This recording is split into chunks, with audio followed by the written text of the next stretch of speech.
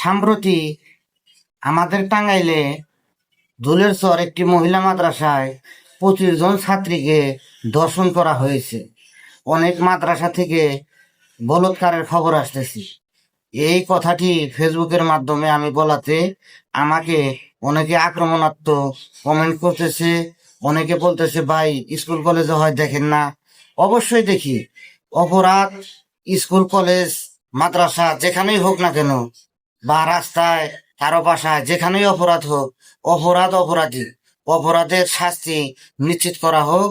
আর মাদ্রাসাগুলোতে অবশ্যই একটি মনিটরিং এর ব্যবস্থা করা হোক। অনেক আবাসিক মাদ্রাসায় অনেক বলৎকার হচ্ছে।